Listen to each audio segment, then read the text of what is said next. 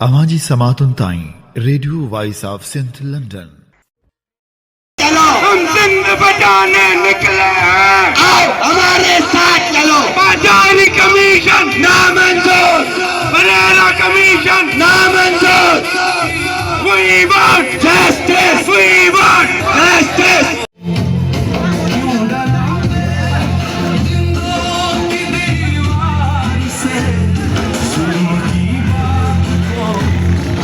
Sindh public service commission जी अकबा परवरी मेरिट जी लताड़ ऐं नौकरियूं पैसनि एवज़ विकिरो करण ख़िलाफ़ नौजवाननि ऐं शागिर्दनि तरफ़ां हैदराबाद जी दाऊदपोटा लाइब्रेरी खां एहतिजाजी रैली कढे हैदराबाद जी Sindh public service commission office अॻियां एहतिजाजी धरणो हुयो।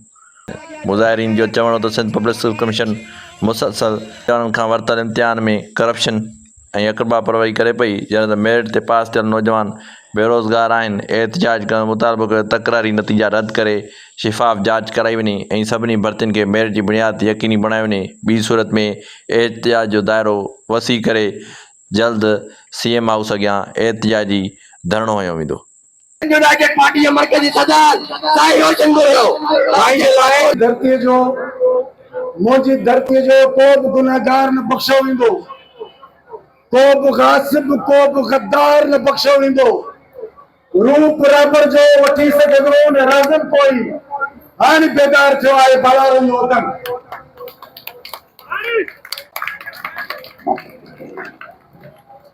सिंध जा नौजवानो, मुंहिंजूं न्याणियूं, मुंहिंजा पुट, तव्हांखे सलाम आहे जो अॼु तव्हां पंहिंजे हक़ जे हासिलात लाइ रोडनि ते आया आहियो। यकीनन तव्हां देर कई आहे, पर तव्हां तंग थी हीअ जंग जोटी आहे। तव्हां इंतज़ार पे कयो त हीअ हुक्मरान हिननि जो सुधारो ईंदो, पर 18 सालनि में हिननि जो सुधारो न आयो। 18 साल पीपुल्स पार्टी जी जेका हुक्मरानी रही, उनमें सवाइ तबाही जो कुछ नजर न आयो। 18 सालनि में मुसलसल मेरिट जी लताड़ थींदी रही, आयत जो कत्ल थींदो रहियो। तव्हां नौजवान तमाशो ॾिसंदा रहो, तव्हां ख़ुदकशियूं कंदा रहियो, तव्हां मायूस थींदा रहियो। तव्हां पंहिंजूं ज़मीनूं ऐं प्रॉपर्टियूं खपाए पंहिंजे वालिदैन खे मजबूर कयो त असांखे नौकरियूं वठी ॾियो। अॼु सिंध जी हालत हीअ आहे त नौजवान पढ़ण लाइ तयार न आहिनि, छाकाणि त उन्हनि खे ख़बर आहे त नौकरियूं पैसनि ते मिलंदियूं। उन करे पंहिंजे हू वालिदैन खे चवनि था त बाबा ज़मीन जा 5 ॿार खपाए असांखे नौकरी वठी ॾे, पढ़ूं छो। उन करे अॼु हिननि नौजवाननि सां गॾु उन्हनि जे वालिदैन खे हिते गॾु वेहणु घुरिजे। अॼु हिननि नियाणियुनि सां गॾु उन्हनि जी माउरुनि खे हुननि खे गॾु वेहणु घुरिजे, छाकाणि त हीअ ॾिघी जदोजहद आहे। ॾिघी जदोजहद आहे। हीअ जेके करप्ट ऐं क्रिमिनल माफ़ियाऊं आहिनि, ज़रदारी माफ़िया, हिन को चेयरमैन वसीम जो मसइलो न आहे, पर ही सॼी हिकिड़ी माफ़िया आहे। सिंध पब्लिक सर्विस कमीशन में गुज़िरियल 18 सालनि खां वठी मेंबर, चेयरमैन, कंट्रोलर 18 माण्हू मुक़ररु कया था वञनि, जेके नाबज़िदा आहिनि, जेके इंक्वायरियुनि हेठि सज़ा याफ़्ता आहिनि। ॻोल्हे उन्हनि करप्ट माण्हुनि खे रखियो थो वञे त जीअं उन्हनि जे ज़रिए मेरिट जो क़त्ल कयो। कहिड़े न शाम जहिड़ी ॻाल्हि आहे त सिंध जे माण्हू ज़रदारी माफ़िया खे मैंडेट ॾेई हुक्मरानी ॾे 18 सालनि खां वठी हुकूमत करे रहिया आहिनि।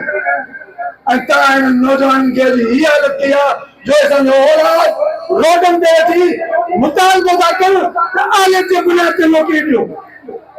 कितने शर्म की बात है कि आज पूरे मुल्क में पख्तूनख्वा आगे है, पंजाब आगे है, हम सबसे पीछे। वो सिंध जो गुज़श्ता 18-20 साल से पहले सबसे आगे होती थी, आज सबसे पहले सिंध है। क्यों? सबसे पीछे इसलिए है कि जरदारी माफिया ने इस तरह सिंध को तबाह किया है कि पैसों की बुनियाद पे, रिश्वत की बुनियाद पे नौकरियां बांटी जाएंगी। जब आप करोड़ों रुपए देकर नौकरियां लेंगे तो डिलीवर क्या करेंगे? मुस्तकबिल में कौन सा साइंटिस्ट पैदा होगा, कौन सा तालीम का माहिर पैदा होगा, कौन सा एग्रीकल्चर का माहिर पैदा होगा? तबाही तबाही तबाही तबाही। उन्हें कहे तबाही का बचन है, उतार दे जंग जोट रही हूँ हराम खोर शू मसा बड़ो पे इनके बचे बड़े की धाम धूम सा। उन्हें कह रहे थे जल्दी जनता नौजवान तहरीक शुरू किया, तहरीक के धमकियों पे मिलन और असा तव्हांखे यकीन था ॾियारियूं तव्हां पाण खे अकेलो न समझो, नौजवान हो तव्हां सां गॾु हूंदासीं हर जिदोजहद में।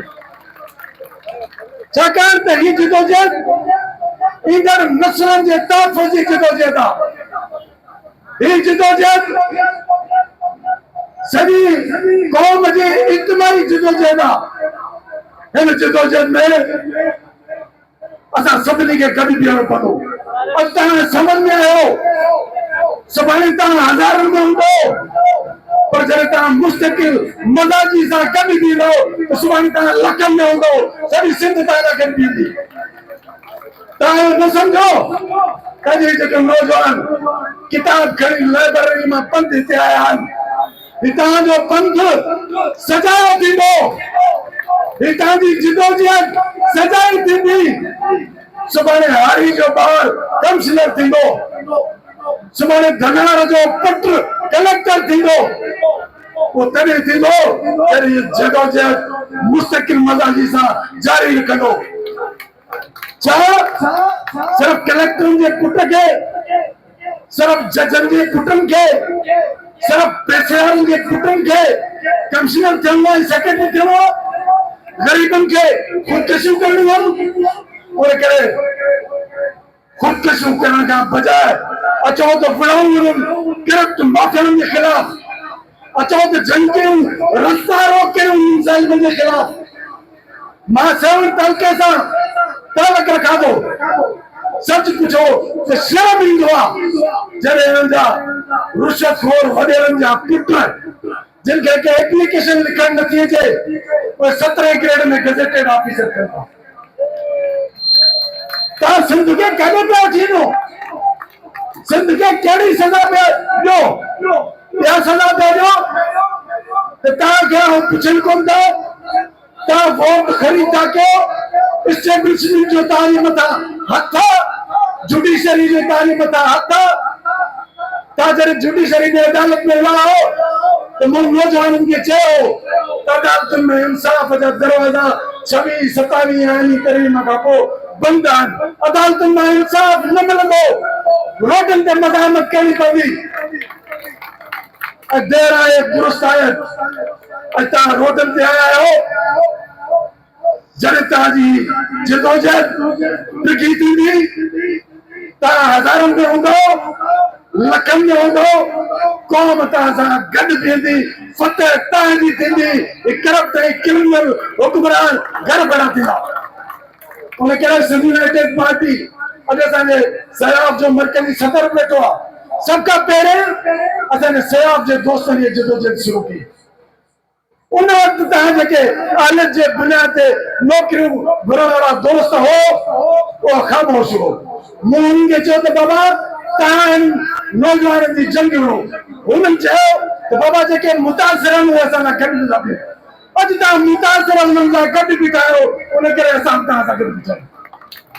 जॾहिं तव्हां विढ़ंदो, जिदोजहद कंदो, सॼी सिंध तव्हां सां गॾु बीहंदी, तब्दीली ईंदी, इनकलाब ईंदो। ऐं ही जेकी टिंगरो जेके माफ़ियाऊं आहिनि, हिननि जा दरवाज़ा टोड़े, हिननि खे अंदरां कुर्सियुनि मां ॻेले अवामी राज काइमु कंदासीं, इंसाफ़ जो राज काइमु कंदासीं, मेरिट जो राज काइमु कंदासीं, अहलियत जो राज काइमु कंदासीं। जीअं धनार जो पुटु, पौरेत जो पुटु, पटियाले जो पुटु कलेक्टर थी सघे ऐं सिंध में ख़ुशहाली थी सघे। करिया तो नौजवान वकील अवामी तहरीक से जुड़ियल सिंध के सगारे आवाज कबीर भील के कबीर अचन इन जो लहू गरम कुतवा कौम के जिनी उन्हीं जे हथ के पियूं गदार कौम के भला गरीब साथ कीनियूं जियूं तो जंग थी जियूं वधूं तो वाव थी वधूं मरूं तो मुर्स थी मरूं करे सगे न को झलूं ऐं ज़ालिमनि जे जिस्म मथां छिके ही लाए जो खलूं घणी दी इन्हनि कया असां सकूर अटकलूं उथो त जंग जोटियूं हराम खोर शूम सां वॾो पियो इनक़िलाब जे वॾी के धाम धूम सां वॾी के धाम धूम सां सिंध जा बादशाह शागिर्द साथियो सिंध जो मुख़्तलिफ़ सियासी तंज़ीमनि जी क़यादत जीअं सिंध जे लतीफ़ गुज़रियल केतिरनि ई ॾहाकनि खां सिंधी समाज जो जेकॾहिं पाण जाइज़ो वठंदासीं त सिंध जे अंदरि एॾी त बैड गवर्नेंस आहे करप्ट हुक्मरानी आहे बदज़नी आहे जो समाज जो हिकिड़ो बि इदारो महफ़ूज़ न आहे हिकिड़ो बि अहिड़ो इदारो न आहे जेको सही नमूने समाज जे अंदरि आवाम जी ख़िदमत कंदो हुजे वञी ॻोल्हियो सॼी सिंध जे अंदरि ॻोल्हियो वञी हेठनि शहरनि जे अंदरि नंढनि नंढनि टाउननि जे अंदरि उते तव्हांखे इस्पताल जे अंदरि टिकियूं न मिलंदियूं दवाऊं न मिलंदियूं ही हुक्मरान उन्हनि जूं दवाऊं खाए हलिया विया ऐं जेके मरीज़ आहिनि पोरियत उहे उते तड़पी तड़पी मरी वञनि था उते उनखे सहूलियत कोन थी मिले रोड ऐं रस्ता जेके थियनि था ही नाअहल ऐं ॼट हुक्मरान उन्हनि रोडनि ऐं रस्तनि जो डांबर खाए वञनि था उनजी बजरी खाए वञनि था उनजी बजट खाए वञनि था जो सॼी सिंध में विया हलो तव्हांखे को रोड ऐं रस्तो न मिलंदो अहिड़ो जेके तव्हां था सही नमूने गुज़री सघो तालीम हिकिड़ो अहिड़ो हथियार हो हिकु अहिड़ो इदारो असांजो आम शागिर्द जेको पोरियत जो ॿार आहे जेको हारी जो ॿार आहे जेको मज़दूर जो ॿार आहे उहो सोचे थो त मूं वटि करोड़े रुपया न आहिनि ऐं के जागीरदार जो पुटु न आहियां के सरमाएदार जो पुटु न आहियां के वॾेरे MNA MPA जो पुटु न आहियां मूं वटि सिर्फ़ु हिकिड़ो हथियार आहे जेकॾहिं आउं महिनत कंदुसि जेकॾहिं आउं पढ़ंदुसि जेकॾहिं आउं किताबनि तरफ़ ईंदुसि ऐं उन खां पोइ जेकॾहिं कमीशन ॾींदुसि त हिकिड़ो वाहिद इदारो आहे जंहिंजे अंदरि पढ़ी आउं पास थींदुसि पर वो शागिर्द जेको पोरियत जो ॿार है हारी जो ॿार है मजदूर जो ॿार है सिंध जे नूरे पसमानदा इलाइक़नि में हैदराबाद जे अंदरि कराची जे अंदरि हिंद लाहौर जी अकेडमी जे अंदरि 14 कलाक पढ़े थो 15 कलाक पढ़े थो उनजा पोरियत माउ पीउ पोरियो करे मजदूरी करे गुड कढे दाबारो करे उनखे पैसा मोकिलनि था त पुट तूं पढ़ ऐं असांजे दुखनि ऐं दर्दनि जो दरमान पर ही बेहया हुक्मरान पीपल्स पार्टी सिंध सरकार उन्हनि शागिर्दनि जे ख्वाबनि जो कत्लेआम करे रही आहे उनजे उम्मीदनि जो कत्लेआम करे रही आहे 14 कलाक पढ़ंदड़ शागिर्द जॾहिं सिंध पब्लिक सर्विस कमीशन में इम्तिहान ॾिए थो तॾहिं उनखे फेल कयो वञे थो फेल करण जे पोयां सबबु इहो न आहे त उहो बासलाहित न आहे फेल करण जे पोयां सबबु इहो न आहे त उन पेपर सही अटेम्प्ट कोन कया आहिनि पर उनजे पोयां सबबु इहो आहे त उहो जागीरदार जो पुटु कोन्हे उहो पोरियत जो पुटु आहे फेल करण जो सबबु इहो आहे त उहो MNA MPA जो पुटु कोन्हे हिकिड़े मज़दूर जो पुटु आहे उनजो ॾोह उनजो कसूर इहो आहे हिकिड़े तरफ़ 14 कलाक पढ़ंदड़ शागिर्द मेहनत कंदड़ शागिर्द पोरियो कंदड़ शागिर्द उन्हनि खे दीवार सां लॻायो वञे थो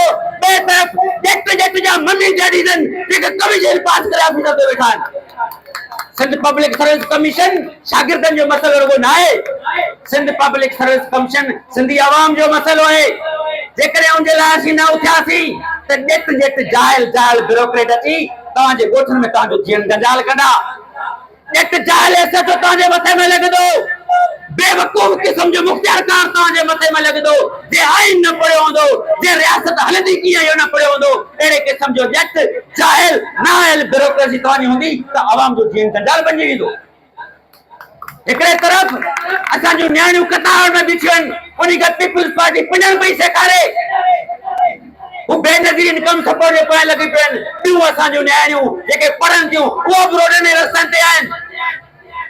ही पीपल्स पार्टी किथे है? जमहूरियत जी दावा कंदड़ इदारा किथे आहिनि? असीं चऊं था त हिन मुल्क जा दुश्मन तव्हां पाण आहियो, असीं मुल्क जा दुश्मन न आहियूं, असीं त हक़नि जी ॻाल्हि कंदड़ आहियूं। असीं त चऊं था त तव्हांजे मुल्क जे अंदरि ॿियो कुझु सही हुजणु खपे। तव्हां चओ था न ॼट हुजणु खपे, जाइल हुजणु खपे, छाकाणि त तव्हांखे ख़बर आहे त जेको ॼट हूंदो, जेको जाइल हूंदो, जेको नाइल हूंदो, उनखे जीअं असीं चवंदासीं ईअं कंदो, पर जेको पढ़ंदो उहो इनकार कंदो हर ज़ुल्म खां, हर ज़्यादती खां इनकार कंदो, हर जबर खां इनकार कंदो ऐं तव्हांजे ग़रीबान में चले तव्हांखे हेठि उथंदो अॻिते जी ॻाल्हि कंदो। ऐं ही असांखे चवनि था त तव्हां जेके मेरिट जी ॻाल्हि करियो था वो दहशतगर्द आहियो, तव्हां दहशतगर्द आहियो, छाकाणि त तव्हां वतन जी ॻाल्हि करियो था, तव्हां धरती जी ॻाल्हि करियो था, तव्हां आम माण्हुनि जी ॻाल्हि करियो था, तव्हां तालीम जी ॻाल्हि करियो था। असीं चऊं था दहशतगर्द उहे आहिनि जिन जे हथनि में बंदूकूं बम ऐं गोला आहिनि, जिन जे हथनि में कलम आहे उहो दहशतगर्द न आहे, जंहिंजे हथ में किताब आहे उहो दहशतगर्द न आहे, जंहिंजे ज़बान ते पुरअमन ॻाल्हि ॿोल आहे उहो दहशतगर्द न आहे। दहशतगर्द कचे में वेठा आहिनि, वरी उन्हनि खे पकड़ियो, दहशतगर्द पके में वेठा आहिनि, वरी उन्हनि खे पकड़ियो। असांजे हथ में कलम आहे, असांजे हथ में किताब आहे, असांजे वात ते पुरअमन ॻाल्हियूं आहिनि। असीं हक़ ऐं इंसाफ़ जे लाइ विढ़ी रहिया आहियूं। जिनके भुल है, जंहिंखे भुल है, एस्टेब्लिशमेंट खे भुल है, इदारनि खे भुल है त शागिर्द वीचारा मरी आहिनि, कुझु कोन करे सघंदा आहिनि। तारीख़ पढ़ो, अखियूं खोलो, 4 मार्च जो वाक़ियो कतई न विसारियो। 4 मार्च राजपूत साल जे अॻियां केरु आहे जेके तव्हां सां विढ़िया हुआ? इन्हनि शागिर्दनि जी पूरी हिकिड़ी मज़ाहिमती तारीख़ रही है, हिस्ट्री रही है। असीं मज़ाहिमती माण्हू आहियूं, असीं पुरअमन माण्हू आहियूं, असीं इंसाफ़ जी ॻाल्हि कंदड़ माण्हू आहियूं। पर जॾहिं असांखे तव्हां ज़लील कंदो, मुसलसल ज़लील कंदो, ख्वार कंदो, असांखे ई रोडनि ते ॾारे रखंदो त असांखे सुञाणो माज़ी जे अंदरि असां तव्हांखे ज़लील कयो आहे, तव्हांखे ख्वार कयो आहे ऐं तारीख़ी ख़तो महसूस कयो आहिनि। हाणे बि असीं पंहिंजूं तारीख़ी ख़तो महसूस कंदासीं। तंहिंजे करे जंहिं बि खे इहो भुल आहे त ही मड़ई शागिर्दनि, ये बड़ी शागिर्द आहिनि, इन्हनि शागिर्दनि जे अंदरि सियासी शऊर है, ही बाशऊर नौजवान आहिनि, ही रुगो जिए वारा नौजवान आहिनि, रुगो नारेबाज़ नौजवान आहिनि, ये सभु कुझु पढ़ी वेठा आहिनि, इनखे हर शइ जी ख़बर है। तंहिंजे करे इन्हनि खे तव्हांजी ताक़त जी बि ख़बर है, इन्हनि खे पंहिंजी ताक़त जी बि ख़बर है। तव्हांजी ताक़त जी आहे ख़बर जो जेके कचे जा 4 धाड़े वेठा आहिनि उन्ही खे तव्हां पकड़े कोन था सघो ऐं हलायो इन्हनि शागिर्दनि खे गिरफ़्तार करनि, इन्हनि ते दहशतगर्दी जा केस दाख़िल करनि।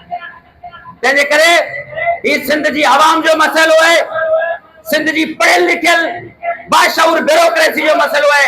जेकॾहिं ब्यूरोक्रेसी ॼट हूंदी, जाइल हूंदी, उनजे अंदरि वॾेरा भर्ती थियल हूंदा, नाइल मनी जदीद भर्ती थियल हूंदा त उहे असांजो जीवन जंजाल कंदा, असांजे हक़नि ते राता हणंदा, असांजो जेको पूरित माण्हू जितां ॿुधंदो उन ते कूड़ियूं एफआईआरूं करे जी अॼुकल्ह कनि था, उनखे थाननि में वाड़े छॾींदा। असांजो पूरित माण्हू मुख़्तियारकार जी ऑफिस में, डीसी जी ऑफिस में ऑफिसर में वेंदो, उते डीसी उन्हनि जे अॻियां कंदो, नाला भरंदो, पर उन्हनि जो कमु कोन कंदो। पर पढ़िया लिखिया नौजवान अॻियां ईंदा, ही बाशऊर नौजवान अॻियां ईंदा त उन पूरित माण्हू जो कमु कंदा ऐं हिन खां इनकार कंदा। तंहिंजे करे असांजो मुतालबो आहे त सीसी 2024 में जेका बि टेस्ट थी उनखे रिकंडक्ट करायो ऐं हिन इदारे जे अंदरि, हिन इदारे जे बारे में मशहूर इहो हो त इहो इदारो मेरिट जे बुनियाद ते नौकरी ॾींदो आहे।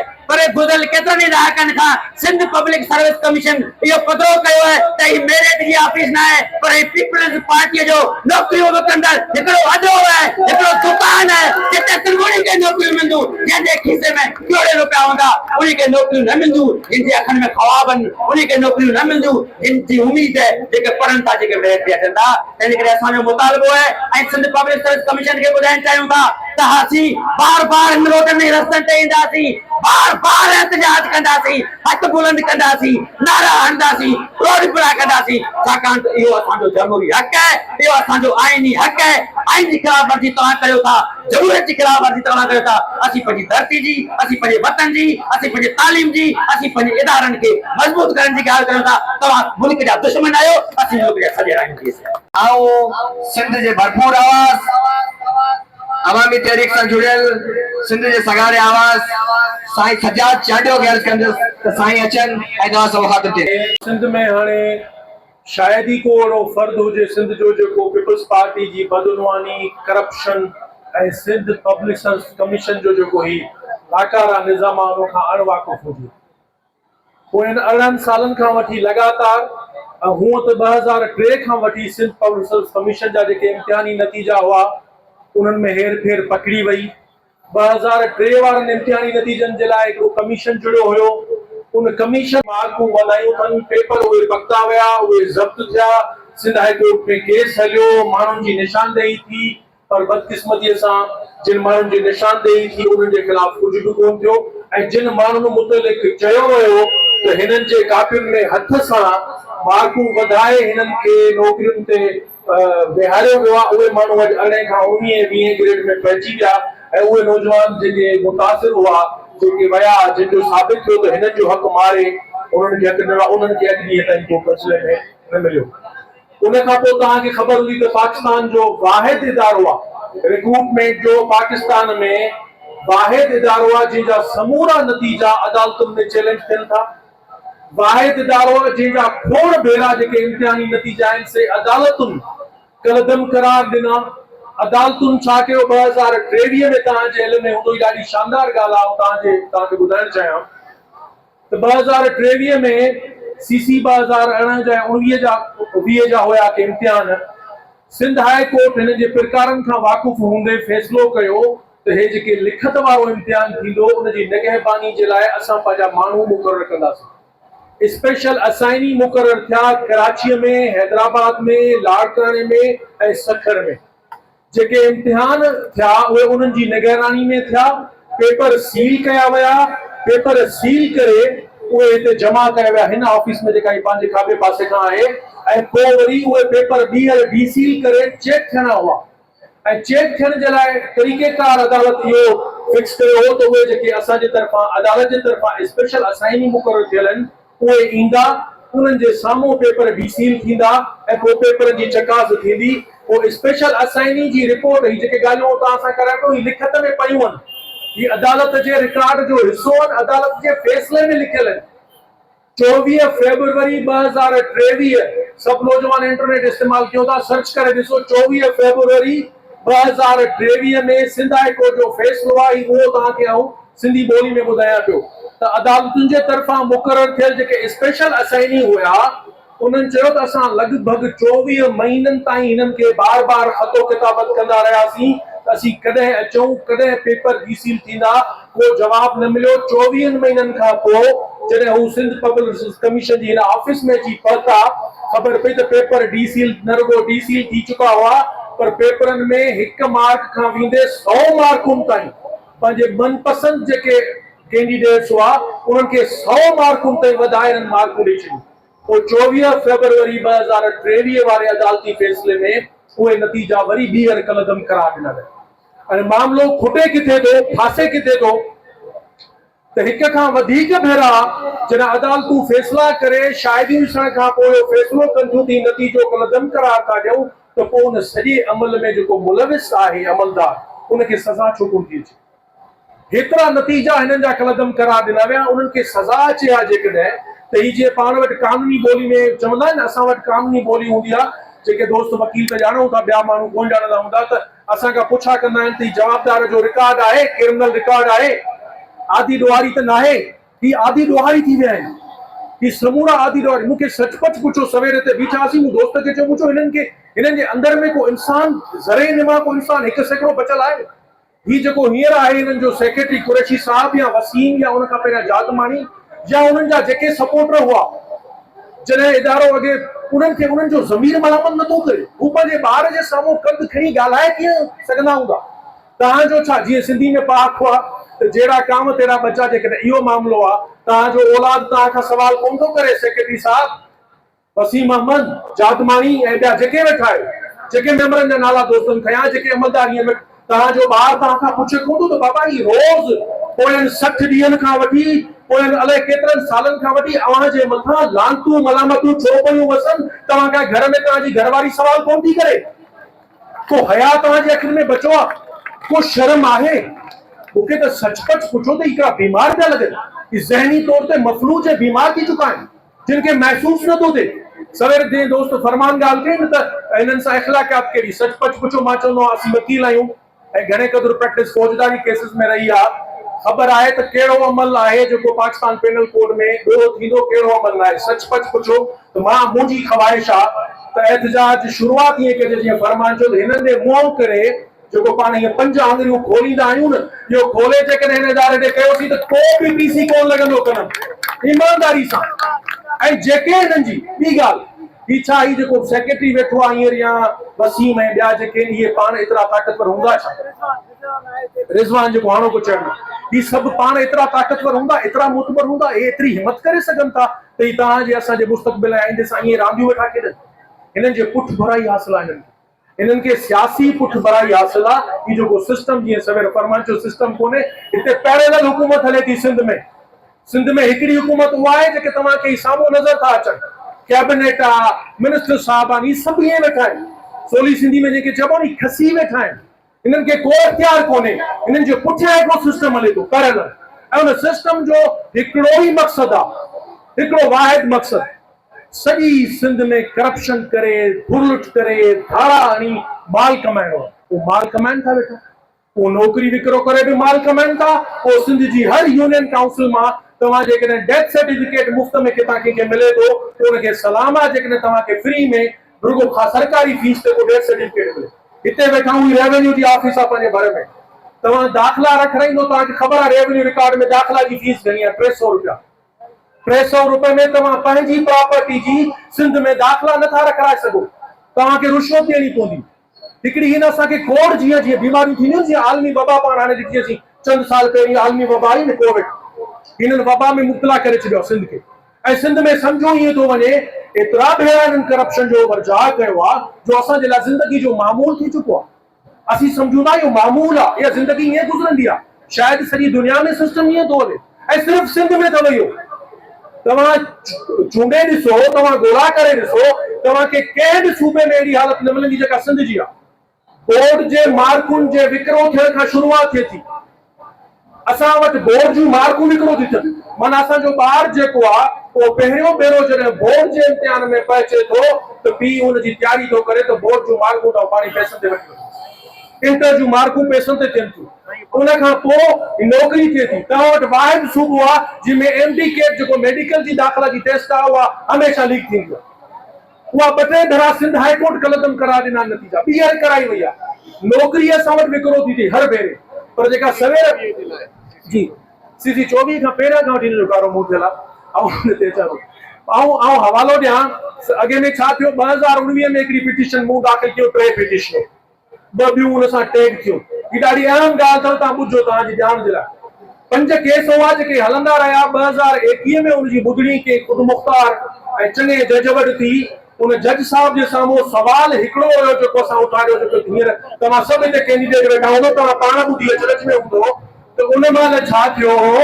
उन महिल मेडिकल ऑफिसरनि जा इम्तिहान हुआ ऐं पोइ हिननि छा कयो जो उन मां 1700 जायुनि में 200 पास करे जो बाक़ी 1500 जायूं बची पयूं। तो 1500 जायूं जेके बचियूं उन्हनि जे लाइ हिननि बिना इम्तिहान जे पंहिंजे मनपसंद उम्मीदवारनि खे ऑर्डर ॾेई छॾिया। असां उहो अदालत में चैलेंज कयोसीं त बाबा कीअं थो थी सघे, ही इम्तिहान खां सवाइ, ही इंटरव्यू खां सवाइ कंहिंखे नौकिरी जो ऑर्डर कीअं था ॾेई सघनि।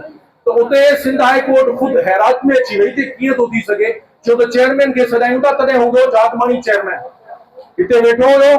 अदालत तव्हांखे ख़बर आहे त सिंध हाई कोर्ट हितां केतिरे मुफ़ासिले ते आहे, पर साथ मौसूफ़ खे छाकाणि त मगी हुई, छाकाणि त हुनखे सियासी पुठभराई हुई, उहो अदालत में पेश कोन थियो। न्याकोटी कराई त आउं मसरूफ़ आहियां पंहिंजे कम में, पोइ हुन वारंट वग़ैरह निकिता, जंहिंखां पोइ आयो ऐं पोइ कोर्ट हुननि खां सवाल कयो त छा ही ॻाल्हि सही आहे त तव्हां बिना इम्तिहान जे 17 ग्रेड जी नौकिरी ॾेई छॾी आहे ऐं सो बि 15-16 नौकिरियूं। जी त हा, इहा ॻाल्हि दुरुस्त आहे। त कोर्ट सवाल कयो त इहो कीअं थो थी सघे, त हिननि चयो त 1999 वारो जेको एक्ट आहे उन एक्ट तहत असांखे इख्तियार आहे, असांजी मर्ज़ी आहे त असां कंहिं खां बि इम्तिहान वठूं, असांजी मर्ज़ी आहे त असां कंहिंखे बिना इम्तिहान जे नौकिरी ॾेई छॾियूं। उहो ई सबबु हो जंहिंखां पोइ 1999 वारो एक्ट कलदम करार ॾिनो वियो ऐं अदालत चयो त जेकॾहिं तव्हां इहो ईअं वहिंवार हलायो था त को नई कानून साज़ी थियणु घुरिजे, नवां कानून ठहणु घुरिजनि, तेसीं ताईं तव्हांखे तालो लॻणु खपे। ऐं पोइ तालो लॻो त पोइ छा थियो, तालो लॻो त को अचानक सां असांजा जेके जमहूरियत पसंद आहिनि अदीब लेखक दानिश्वर सहाफ़ी असांजा ॿाहिरि उन्हनि जा वात फाटी पिया दाऊं थी वियूं कूकूं थी वियूं बाबा ज़ुल्म थी वियो नाहत थी वियो ही केॾो वॾो कीस थी पियो आहे सिंध जो आइनी इदारो आहे उहो बंदि थी वियो आहे ऐं फिलहाल बंदि कराए छॾियो आहे अची मूंखे पाण अचरज थी वियो मुंहिंजो बाबा ही नौकिरी जे विकिरे जे ख़िलाफ़ सॼी सिंध दाऊं पई करे हिननि 5-8 माण्हुनि खे छा थियो आहे पहिरों खसी ख़बर पई हिकिड़ो सिंध जो नाले वारो ड्रामा नवीस ड्रामा लिखंदड़ आर्टिस्ट तव्हां ॾिठो हूंदो अॼुकल्ह सफ़रनामा पियो लिखे उनजे भाउ खे लेक्चरशिप जो आसरो हुयो उहा मिली वयसि उहा लेक्चरशिप जी हिकिड़ी नौकिरी जे लाइ सिंध जे सॼी सिंध जे लखनि करोड़नि माण्हुनि जे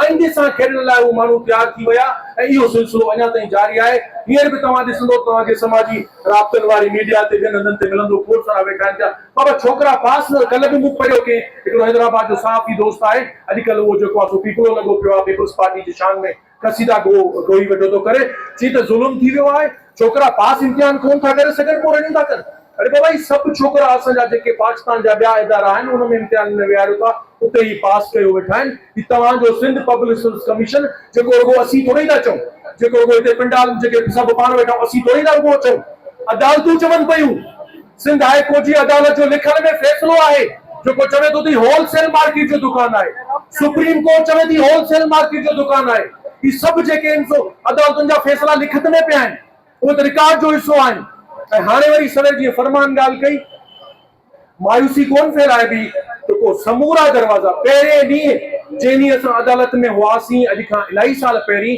तॾहिं बि इहो अर्ज़ु कयोसीं त बाबा ही मामिलो सिर्फ़ ऐं सिर्फ़ अदालतुनि मां हल थियण जोॻो न रहियो आहे ही मामिलो समाजी मामिलो आहे ही मामिलो सियासी मामिलो आहे जेसीं ताईं सिंध जो हर शहरी हर माण्हू ऐं बिलख़ुसूस शागिर्द न उथंदो पंहिंजो आईंदो बचाइण जे लाइ त हीअं ईअं हलंदो पियो कमु ऐं हीअं पियो हलंदो ऐं लतारे तव्हांखे असांखे नीस्त नाबूद करे छॾींदा इन जा जीअं मूं सवेर अर्ज़ु कयो आख़िरी ॻाल्हि कयां इन जे कॉन्सिक्वेंसिस खां नतीजनि खां को वाक़ुफ़ आहे त छा थियण पियो वञे ही जेका 17 ग्रेड जी नौकिरी तसवर करे ॾिसो जेकॾहिं माण्हू को 1.5 करोड़ भरे 2.5 करोड़ भरे वठे थो उहो छा हूंदो उहो छा कंदो सुभाणे 2.5 करोड़ जेको भरे नौकिरी वठी अची वेंदो तव्हांजे 17 ग्रेड जी नौकिरी ते उहो त पहिरें धक में चवंदो त माल कमाया पंहिंजो जेके पैसा मूं भरिया आहिनि उहे पैसा किथां कमाइबा उहे पैसा कमाइबा तव्हांजे असांजे माण्हुनि जे रत मां पैसो कमाइबो असांजो टैक्स जो पैसो हूंदो माण्हुनि जा गुर्दा खणी बि विकिरो करे ही माल कमाईंदा तंहिंजे करे ही सिंध खे हिकिड़ी वॾी वबा में धिके छॾियो आहे पीपल्स पार्टी जी जमहूरियत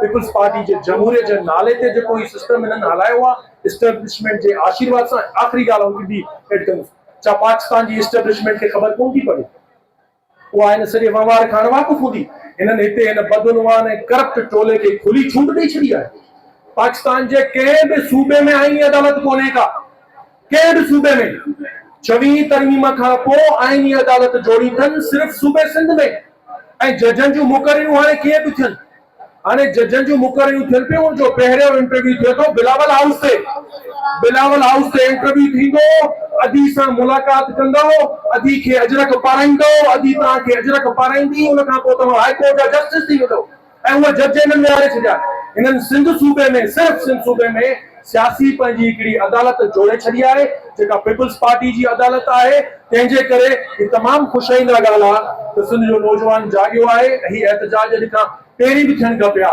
पहिरियां थियो बि हूंदो पर हिन भेरे जेको जारी आहे तव्हां असां हर क़दम हर विख ते गॾु हूंदासीं हिन एहतजाज जो दाइरो वधणु घुरिजे मां सम्झां थो त सिंध जे हर न रुॻो शागिर्द जो सिंध जे हर शहरी बाशऊर शहरी जो फर्ज़ आहे तो हिन मामले में अॻिते अचे ऐं शागिर्दनि जो साथ ॾिए तव्हां सां गॾु हूंदासीं अॼु आउं सचमुच दिली तौर ते तमामु घणो पुरुमीद आहियां त ही जुस्तजू जारी रखीसीं त पाण ही इदारो हिननि खां फसे करे आज़ाद कराए सघंदासीं आज़ाद ऐं ख़ुदि मुख़्तार इदारे तौर हिनखे वरी जारी असांजे शागिर्दनि जे भरपूर आवाज़ हिन तहरीक में पहिरीं ॾींहं खां असांजे आवाज़ खे बुलंद कंदड़ असांजी अदी सिंध जो शऊर सिंध जो मौक़िफ़ रखंदड़ शागिर्दनि जो मौक़िफ़ रखंदड़ कामरेड सिंधू नवाज़ गांगो खे गुज़ारिश कंदुसि अचनि ऐं पंहिंजो मौक़िफ़ रखनि दिल शिकस्तों न थी ओ अटल आदमी दिल शिकस्तों न थी लठ फेरो का दिस नंग नोड़ी अतई लत फेरे तॾहिं नांग नोड़ी कई हथ बोड़े तॾहिं बाहि पाणी कई ऐं कंध पकड़े तॾहिं शींहं बकरीअ कई दिल शिकस्तो न थी ओ अटल आदमी दिल शिकस्तो न थी। त बिल्कुल आहे जॾहिं सिंध जे नौजवाननि हिननि चोर लुटेरनि खे सिंध पब्लिक सर्विस कमीशन जे गुंडनि ऐं चेयरमैननि खे जॾहिं सम्झो पिए त इहे शींहं आहिनि, पर जॾहिं हिननि नौजवान जेके हिते वेठल नौजवान आहिनि जेके केतिरनि ॾींहंनि खां सरापा एहतजाज आहिनि, जॾहिं उन्हनि जे किचन में हथ विधा तॾहिं वो ख़बर पई ही त बकरी आहिनि, ही त भाड़ी आहिनि। इन करे तो नौजवानो ही कुझु बि नथा करे सघनि। हिननि छा न कयो, हिननि नौजवाननि ते, हिननि बहादुर नौजवाननि ते इल्ज़ाम बि लॻाया, हिननि ते FIU दर्ज कयो वियो, हिननि खे डिॼारियो वियो, ख़ौफ़ज़दा कयो वियो, हीसायो वियो, पर नतीजो छा निकितो? नतीजो इहो निकितो ईसाण जो त असांजूं अङड़ियूं, असांजूं भेणियूं अॼु असां सां गॾु लाइब्रेरी खां सिंध पब्लिक सर्विस कमीशन जी ऑफिस जे ॿाहिरां हिन तख़्तल ज़मीन ते वेठियूं रहियूं पंहिंजे हक़ लाइ। सिंध जूं नौकरियूं, हज़ारे सिंध जा नौजवान, उन्हनि जो ख़्वाब, उन्हनि जूं महिनतूं, उन्हनि जूं क़ाबिलियतूं सरेआम उन्हनि जी पिड़ी लॻाई वञे थी, उनखे विकिरो कयो वञे थो। 1 खां 4 ग्रेड जूं नौकरियूं हुजनि या 16 ग्रेड जूं नौकरियूं। बाबा 1 खां 4 ग्रेड जो रेट आहे 8 खां 10 लख ऐं 16 ग्रेड जी नौकरियुनि जो रेट छा आहे 5 करोड़ 8 करोड़ 10 करोड़। इहा आहे सिंध हुकूमत, इहो उनजी असल चेहरो आहे जिन सॼे सिंध जे इदारनि खे तबाही बर्बाद करे छॾियो आहे, उनखे खोखलो करे छॾियो आहे। ऐं सिंध जा नौजवान बजाए तालीमी इदारनि में हुअण जे, लाइब्रेरियुनि में हुअण जे, पढ़ाई ते ध्यानु ॾियण जे, हू सरापा एहतजाज आहिनि। सिंध पब्लिक सर्विस कमीशन सरेआम नौकरियूं विकिरो करे पई। कंहिंखे ज़रदारी माफिया टोले खे, उन्हनि सरदारनि खे, उन्हनि वॾेरनि खे, सिंध कमीशन जे चेयरमैननि खे, उन्हनि जे मेंबरनि खे CM सिंध जी कोटा बि अथव, उनजे PS बाज़ारी आहे, उनजे पुट, उन जूं धीअरूं, उनजा मिट माइटनि खे सभई नौकरियूं ॾिनियूं वयूं। ॿार बच्चो हिन ॻाल्हि खां वाक़िफ़ आहे ऐं ही चवनि था त सिंध जा नौजवान ग़लति बयानी कनि था। पीपल्स पार्टी 18 सालनि जे इक़्तिदार में सिंध जे हर हिकु इदारे खे तबाही बर्बाद करे छॾियो आहे। को हिकिड़ो इदारो केरु ॿुधाए जेको हिननि जी करप्शन खां बचियल हुजे। अफ़सोस जी ॻाल्हि आहे ऐं ही चवनि था त सिंध जा नौजवान असां ते इल्ज़ाम था लॻाइनि। इहा हक़ीक़त आहे। तव्हां ॻोठ में ईंदा वञी न, तव्हांखे ॿुधाईंदा त हर माण्हू तव्हांखे ॿुधाईंदो पीपल्स पार्टी इदारनि जो इहो हशर कयो आहे। घर हुजे, बर हुजे, कोहिस्तान हुजे या काछो, नाड़ हुजे, उत्तर हुजे, समुंड हुजनि, दरिया हुजनि, सिंध जो गैस हुजे, सिंध जो कोयलो हुजे, सिंध जो तेल हुजे, सिंध जूं पेट हुजनि, सिंध जो ॿेलो हुजे, सिंध जूं ज़मीनूं हुजनि, सभु जा सभु हिननि पंहिंजे इक़्तिदार ते क़ाइम रहण लाइ उन्हनि खे विकिरो करे छॾियो, उन्हनि खे विकिरे छॾियो। पीपल्स पार्टी सिंध जे माण्हुनि खे छा ॾिनो आहे? ज़लालत धिक्का ऐं धाबा नौजवान रोडनि ते आहिनि, असांजी लोमड़ियूं रोडनि ते आहिनि। तव्हांखे सिंध में न लाइट मिलंदी, न गैस मिलंदी, न तेल मिलंदो, न पाणी मिलंदो, न नौकरियूं मिलंदियूं, न तालीम मिलंदी, का बि शइ न आहे। सॼी जा सॼी सिंध जे 18 सालनि जे पीपी जी हुक्मरानीअ में सिंध जो हर तबिको, हर फर्द रोडनि ऐं रस्तनि ते आहे पंहिंजे हक़ जे लाइ। असांजी लोमड़ियूं, असांजा बच्चा अॼु बि बदिलो ते पंहिंजे मासूम बकरनि लाइ बेठल आहिनि। त प्रिया कुमारी वापसि करियो, उजाला सोलंकी वापसि करियो। ऐं आज सिंध चवे थो त इहो मोल छो आहे? अरे मोल तुंहिंजो ज़मीर आहे, मोल तूं आहीं, मोल ही निज़ाम आहे, ही बदबूदा मशरूब मोल आहे। ऐं घरो वज़ीर जा बयान ई पंहिंजा हूंदा आहिनि, रुॻो टल्ला आसरा वाइदा कहिड़ियूं ॻाल्हियूं। हुनजे घर वारनि खे त सिंध जो हर फर्द रोडनि ऐं रस्तनि ते आहे पंहिंजे हक़ जे लाइ। इहो पीपल्स पार्टी सिंध जे माण्हुनि खे ॾिनो। ही इदारनि जे अंदरि अंधा, तोड़ा ऐं गूंगा माण्हू चाहिनि था। हिननि खे सिंध जा पढ़िया लिखिया नौजवान न घुर्जनि, हिननि खे सिंध जो पढ़ियो लिखियो तबिको न घुर्जे जेको हुननि खां सवाल करे, हुननि खां पुछाणो करे।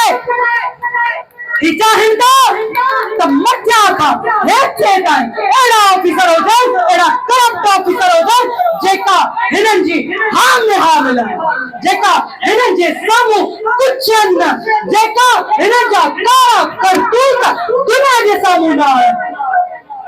अहिड़ा माण्हू चाहिनि था, ही पढ़िया लिखिया माण्हू इदारनि जे अंदरि नथा चाहिनि।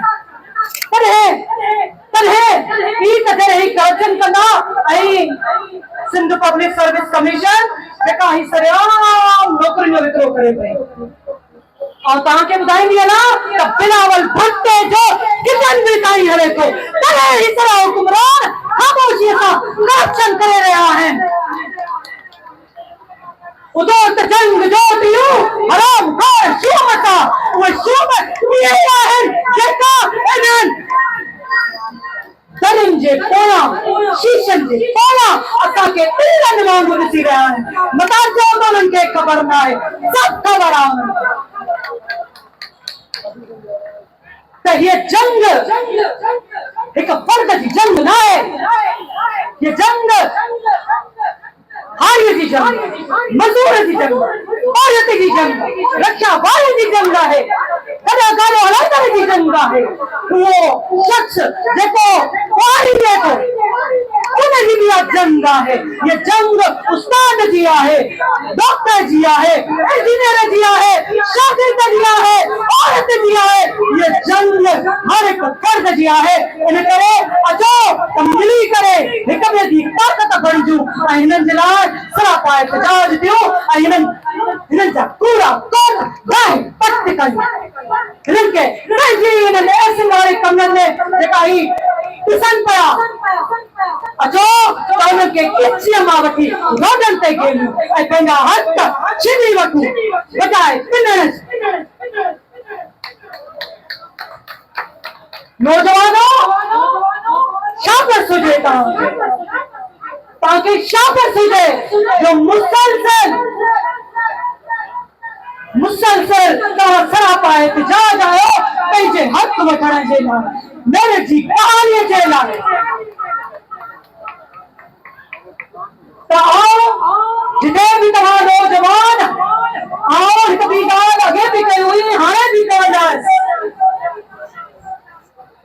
अदालतुनि मां इंसाफ़ जी उम्मीद न कयो। इंसाफ़ मिलंदो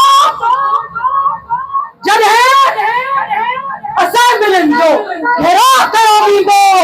अचो त गॾिजी इन्हनि सरकारनि, फौजदारनि ऐं इन्हनि करप्ट ऑफिसर जेको सॼो ई टोलो ज़रदारी माफ़िया असेंबलियुनि में वेठल आहे, उन्हनि जो घेराव कयूं तॾहिं ई असांखे इंसाफ़ मिलंदो ऐं हक़ मिलंदो। जिते बि तव्हां असांखे सॾु ॾींदो इहा आवाज़ी भेण असां सां कुल्हो में मिलाए हर जॻह ते गॾु रहूं। जीअं 2012 CSS क्वालिफाइड आहे, एलोकेट न थियो हुअसि। असां झर जंग जा ॿारहंनि जा माण्हू घर जे उन बयाबान जे इलाइक़नि मां निकिरी हिते पहुतासीं। 2012 जी CSS पास कईसीं, सीट न मिली, ख़ैर आहे भला। 2013 जो हिकिड़ो अटेम्प्ट नसीब थियो, हिकिड़ो अटेम्प्ट ॾिनो 2013 जो। पहिरीं दफ़ा स्क्रीनिंग टेस्ट थी, पहिरीं दफ़ा स्क्रीनिंग टेस्ट में असां 17 ग़लतियूं हिननि जूं कढी ॾिनियूं, 17 ग़लतियूं हिननि जूं कढी। हिते पहिरीं दफ़ा असां हुते धरणो आयो, उन धरणे में हिननि जो डायरेक्टर ऐं ॿिया अमलदार आया, उन्हनि खे हिकिड़ो मेमोरेंडम जमा करायोसीं त बाबा हे 17 ग़लतियूं तव्हां कयूं आहिनि, हिननि खे तव्हां ॾिसो सही वेरीफाई त कयो, स्क्रूटनाइज़ त कयो। उन खां पोइ उते उन वक़्तु आगा रफ़ीक साहब चेयरमैन हुयो, ॿिए ॾियारे उन इस्तीफ़ा ॾेई छॾी ऐं उहा वरी दुबारा स्क्रीनिंग कंडक्ट थी वई। उहा फर्स्ट स्क्रीनिंग हुई जंहिंमें असां वेठासीं। असां हिन इदारे जा विक्टिम आहियूं, कॉम्पिटिटिव एग्ज़ाम जा विक्टिम आहियूं। असां हिते हिन इदारे असां सां जेको ज़ुल्म कयो आहे, अॼु ॾींहं ताईं असांखे नौकिरी न मिली आहे, पोइ मजबूरन असां हे वरी जेको आहे पंहिंजी असां वकालत जो सहारो वञी वरितो आहे। चवण जो मक़सदु आहे त असां पूरी ज़िंदगी असांजे बाबा, असांजे मिटनि माइटनि, असांजे वॾड़नि जो ख़्वाबु हुयो त तव्हां ऑफिसर थियो, तव्हां अॻिते अचो, ग़रीब तबिके जा माण्हू हुयो, असां इदारनि में वञूं था, असांजी मालिकी नथी थिए, असांखे धिका ॾेई पटे वाला ॿाहिरि कढी छॾीनि था ऐं वॾनि माण्हुनि खे हुते जॻह मिले थी। इन जे करे तव्हां ईंदो त अॻिते असां सुरखुरू थींदासीं। पर अफ़सोस जी ॻाल्हि आहे त असांजे वालिदेन जो उहो ख़्वाबु पूरो न थी सघियो आहे। असां वटि हिते ही शागिर्द सुबुह खां हिन लाइब्रेरी जे ॿाहिरां लाइनूं करे बीहनि था, तइलीम जा इदारा बंदि आहिनि, जेलूं तव्हांजूं खुलियल आहिनि, हर जॻह ते जेल आहे, क्राइम एतिरो वधी वियो आहे जो असां मफ़लूज थी विया आहियूं, असां ॿाहिरि नथा निकिरी सघूं। हिन जे करे आहे त के ॾाहे चयो हुयो त जेकॾहिं तइलीम जा इदारा बंदि कंदो ऐं तइलीम जे इदारनि ते कब्ज़ो हूंदो त पोइ तव्हां वटि हमेशह बेवकूफ़ ऐं जाहिल हुकुमरानी ईंदी ऐं पोइ तव्हां सफ़र थींदो, उहो असां सफ़र थियूं। चवण जो मक़सदु आहे त 2024 जो हे जेको नतीजो आयो आहे, उन में तव्हांजे अॻियां सभु शइ क्लियर आहे त केतिरो वायलेशन थियल आहे, उहो तव्हां सभिनीनि खे ख़बर आहे। छा इदारनि खे ख़बर न आहे त ही इदारो करप्ट आहे? छा असां इदारनि खे ख़बर न आहे त हिन इदारे में छा थो थिए? ही कहिड़ो इदारो? ही इदारो यरगमाल थी चुको आहे। ही कचे जे धाड़ेलनि वटि ऐं पके जे धाड़ेलनि वांगुरु ही इदारो हिते करप्ट आहे ऐं ही इदारो यरगमाल आहे। हिन इदारे खे बाज़ियाब करायो ऐं हिन में नॉन पॉलिटिकल जेके आहे उहा चेयरमैनशिप रखो ऐं हिन इदारे में जेके अंदरि माण्हू वेठल आहिनि उहे सियासी भर्तियुनि ते आयल आहिनि, उहे माण्हू अॻिते हिननि जी सेटिंग करे ऐं पैसा ॾेई ऐं नौकरियूं वठनि था। यादि रखो, जेसीं ताईं तव्हां मुतहद न थींदो, अॻभरा न थींदो, इनकलाब जी राह हमवार न कंदो तव्हां शागिर्दो, तेसीं ताईं तव्हांजो हक़ तव्हांखे न मिली सघंदो ऐं असां पोइ मजबूर थी ख़ुदकुशीनि ते ईंदासीं, छो जो असां पढ़ियल लिखियल तबिका आहियूं, धाड़ियल त असां थी नथा सघूं, गुंडागर्दी असां नथा करे सघूं। असां सिंध जा माण्हू पुरमन आहियूं, असांखे सुठी में इहा शइ ॾिनल आहे त बाबा झको थी बाबा पंहिंजो हक़ वठिबो, पर ॾिसो पढ़ो, इहो कोन मिलंदो शागिर्दो। ही सॼो पूरो जेको आहे इहो पॉलिटिलाइज़, हिन में पॉलिटिकल एफिलिएशन आहे सॼी, हिन में पॉलिटिकल बुनियाद ते भर्तियूं थियल आहिनि। असांजी डिमांड आहे त फिलफौरन हिन इदारे जे लाइ इहो नोटिस वरितो वञे। आला जेके इदारा आहिनि जंहिंमें चीफ जस्टिस ऑफ पाकिस्तान आहे ऐं ॿिया जेके इदारा आहिनि, कंहिंखे चऊं, जिन खे चऊं उहे त मिलियल आहिनि। हाणे असांजी गुज़ारिश आहे अवाम खे, वालिदेन खे ऐं शागिर्द तबिके खे त हू अचनि, मुतहद थी अक्सरियत में इहो आवाज़ बुलंद कनि त हिन जी स्क्रूटनाइज़ करे इन इदारे जो जेको बि मेरिट ते जेके जाइज़ शागिर्द आहिनि पास थिया आहिनि उन्हनि खे उन्हनि जो राइट ॾिनो वञे जेको उन्हनि जो राइट आहे। मौजूद बदर चला साहब के गुजारिश करना थी अचन ऐं पंहिंजो मौक़िफ़ रखनि। जेको आसमान जिदोजहद खे, इन्हनि जी इज़त खे, अज़मत खे, बहादुरी खे, शुजाअत खे, इन में जेके दोस्त असांजा अचनि था पिया, असांजे पॉलिटिकल पार्टियुनि जा, असांजा वकील दोस्त, असांजूं भेनरूं भाउर ऐं ख़ासि तौर ते हिननि जो जेको लीडर असां जेको भाउ फरमान आहे, उन सभिनी जी इज़त ऐं अज़मत खे सलाम आहे। अलाह जी चयो त साईं सना भाइम सप जिन्हनि जी झप हाथी हथाउन वञे। 50 ॾींहं थी विया आहिनि, ही नौजवान रोडनि ते वेठा आहिनि ऐं 13 तारीख़ ते बि तमामु वॾो हिते ज़बरदस्त मुज़ाहिरो थियो ऐं उन खां पोइ वरी 14 पंद्रहीं ते हिकिड़ी वारदात बि थी, जंहिंजी तव्हांखे ख़बर आहे। ऐं मुंहिंजे ख़्याल में त हिन में को शक न आहे माफ़ कजो मुंहिंजा वकील भाइरो त दुनिया में सभु खां वधि नाइंसाफ़ी कोर्ट में थी जॾहिं हिते उन्हनि मुदादो कयो तो असांखे 2024 सीसी इम्तिहान न खपे असां चाहियूं था असांजो मुतालबो आहे त हिनखे ग़लतम कराइणो वञे उनजे बावजूद भी कोर्ट जे अंदर कारपीडो कयो वियो हिन तहरीक खे जेको हिनजे मोमेंटम खे तोड़ण जी कोशिश कई वई जेकी अॼु तव्हां नाकाम बणाए छॾी आहे हुन खे आहे जो चवण आहे जेकॾहिं कंहिं क़ौम खे तबाह ऐं बर्बाद करणो हुजेव त उनजे इल्म खे ख़तम करे छॾियो उनजी तालीम खे तबाह करे छॾियो उनजी मेहनत खे तबाह करे छॾियो ही वाद पीपल्स पार्टी सब इदारा तबाह कया वर्ल्ड बैंक की रिपोर्ट आहे 18 सालनि में 25,000 अरब रुपयनि जी करप्शन थी आहे ही वाद इदारो हिकिड़ो बचियो हुयो जेको ग़रीबनि जो मिसकीननि जो हिकिड़ो आख़िरी हिकिड़ो सहारो हुयो उनखे मंडीअ में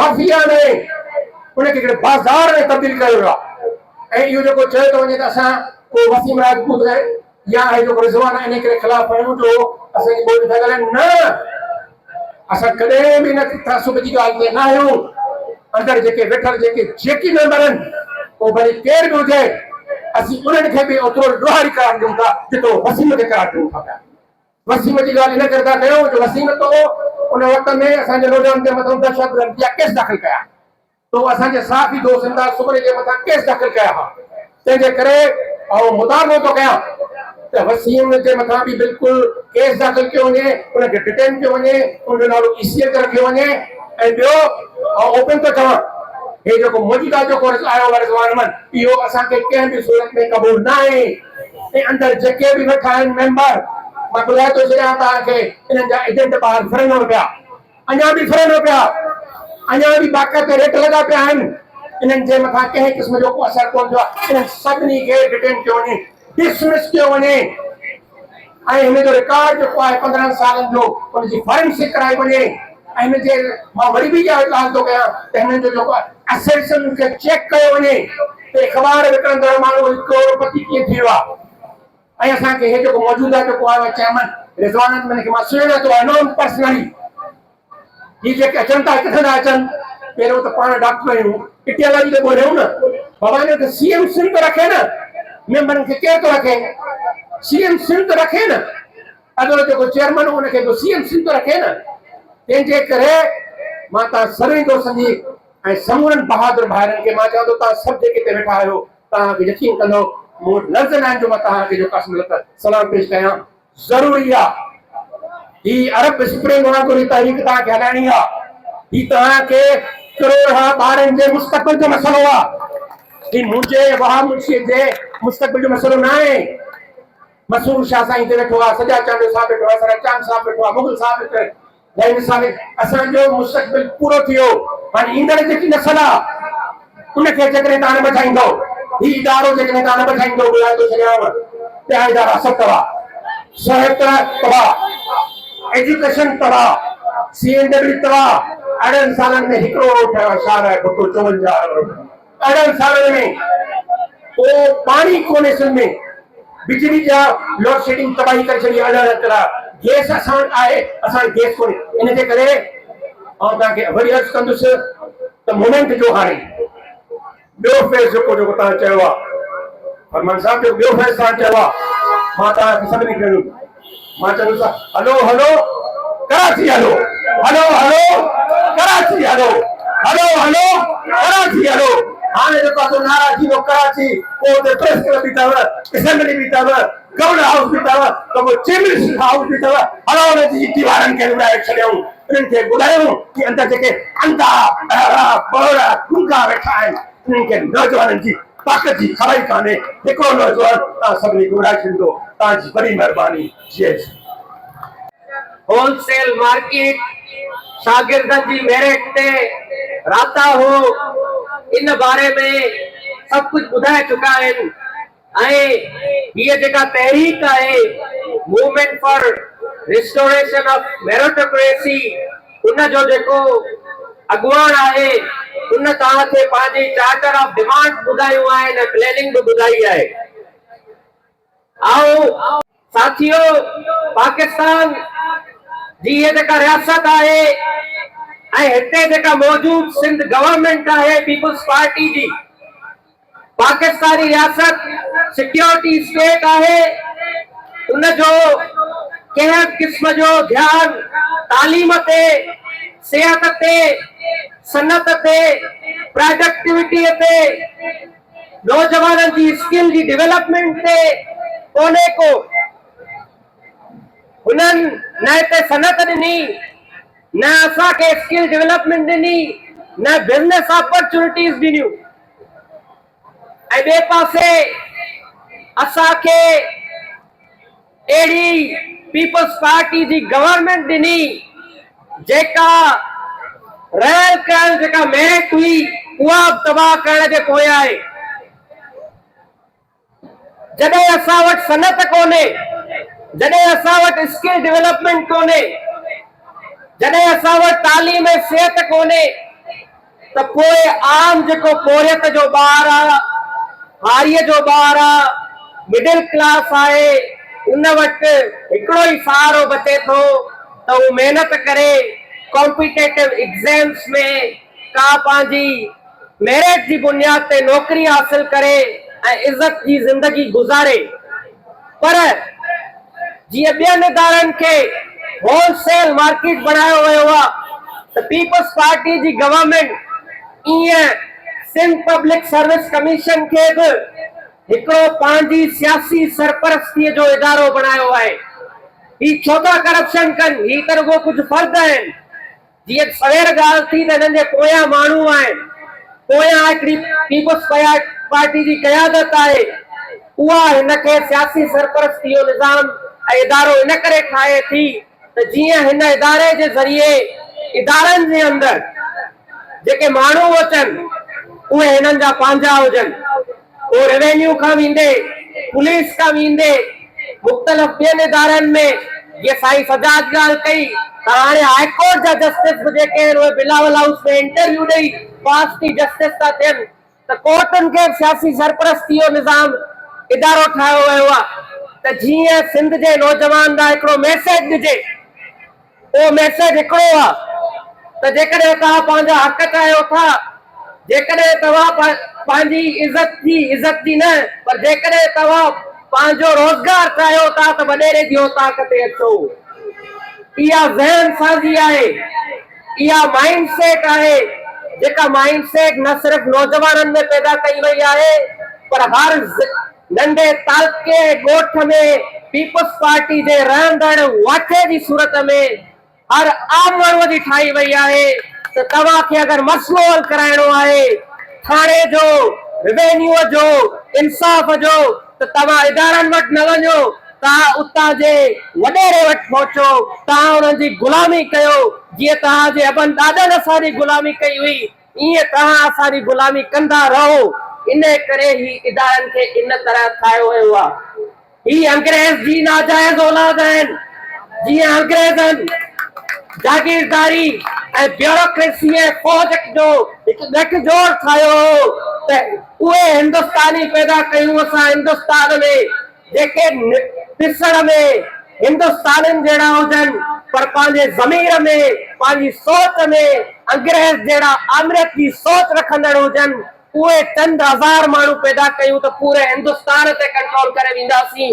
उहो रहियल नस्ल आहे जेको अॼु असां ते हुकुमरानी करे पियो ऐं उहो साॻियो तरीक़ेकार इख्तियार करे वेठो आहे। त पोइ हाणे छाजी ज़रूरत आहे?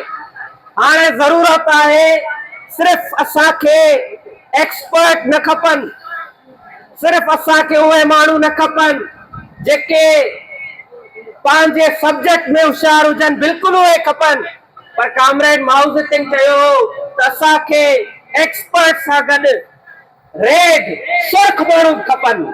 ही जेके नौजवान सुभाणे, ही जेके नौजवान अॼु जदोजहद करे पंहिंजो हक़ वठंदा, उहे सिर्फ़ एक्सपर्ट कोन हूंदा, उहे सुर्ख बि हूंदा। उहे जॾहिं इदारनि में ईंदा त पोइ इदारनि में कानून जी पारदस्ती थींदी ऐं इंसाफ़ बि मिलंदो।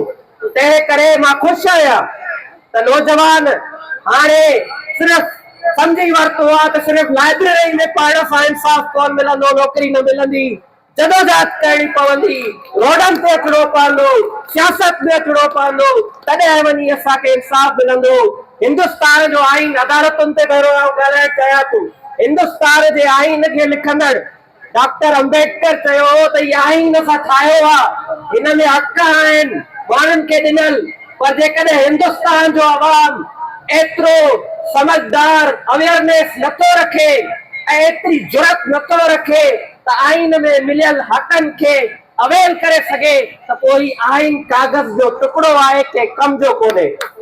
तव्हांखे मिलियल हक़ जेके अदालतुनि आइन ॾिना आहिनि उहे जेकॾहिं तव्हां अवेल नथा करे सघो, जेकॾहिं तव्हां में जुरत न हूंदी, जेकॾहिं तव्हां पॉलिटिकल विल न कंदो, तेस त कोई आइन बि टुकड़ो आहे, कानून बि कंहिं कम जो न आहे। पोइ 26 27 तरमीम खां पोइ जेको थियो आहे, तव्हां ॾिसो मारंग बलोच जे पंहिंजी मेडिकल छॾे करे पंहिंजे पीउ ऐं ॿारनि पंहिंजो भाउ जी बाज़ियाबी लाइ कुर्बान कई। अॼु उनखे हिकिड़े मॉकरी ऑफ जस्टिस जे ज़रिए उम्र कैद जी सज़ा ॾिनी वई। अदालतुनि जो इहो मामलो आहे, पर हिते मायूसी जी ॻाल्हि न आहे, उहा अंबेडकर जी ॻाल्हि यादि रखणी आहे त ही हक़ जेके आइन में ॾिनल आहिनि उहे के आइन जी देन जे करे न आहिनि, उहे आलमी इंसानी हक़ आहिनि जेके आइन में लिखिया विया आहिनि, उहे अवेल करणु असांजी ज़िम्मेवारी आहे। ऐं उहो अवेल आइन ख़ुदि चवे थो त उहे अवेल जेके आहिनि सिर्फ़ु कोर्टुनि जे ज़रिए न, असेंबली जे ज़रिए, एक्सप्रेशन जे ज़रिए, प्रोटेस्ट जे ज़रिए उहे आइन जे में ॾिनल हक़ अवेल थी सघनि था। इन करे इहो ई तरीक़ो आहे। ऐं जीअं साईं बदर जनाब ॻाल्हि कई त जदोजहद स्टेट वाइज़ हले, इन खां पोइ कराची तरफ़ हले, पर हिकिड़ी ॻाल्हि यादि रखिजो, असांजो हिकिड़ो अदना तजुर्बो रहियो आहे त कॾहिं जदोजहद में पहिरियों कदम आख़िरी कदम करे न खणिजो, आहिस्ते आहिस्ते हलिजो, कॉन्फ्रेंसिस जी शकिल में कराची अचो, उन खां पोइ तव्हांजो लास्ट स्टेप जेको आहे उहो चीफ मिनिस्टर ऐं असेंबलीअ जो घेराव हुजे। ईअं ई जीअं हैदर बख्श जतोई 1950-51 में हारनि खे खणी 50,000 हारनि खे खणी जॾहिं असेंबलीअ जो घेराव कयो त पोइ Sindh assembly tenancy act pass कयो। ईअं ई बि हिते नई लेजिस्लेशन ऐं इंसाफ जी बालादस्ती लाइ तव्हांखे ईअं जदोजहद करणी पवंदी। तव्हां सभिनी महिरबानी। साईं फरमान अली मलगानी साहब के स्टेज अर्टीला से तो उहे स्टूडेंट जो डिमांड्स उहे रखनि ऐं जेके सीसी 24 में थियल जेका म्यूटिलेशन आहे, जेका स्टूडेंट सां थियल जातियूं आहिनि एसपीएससी जे तरफ़ां, उहो अची करे पंहिंजो मौक़िफ़ रखे हिननि सिविल सोसाइटी जे साम्हूं, मुगला बिरादरी जे साम्हूं। बिस्मिल्लाह।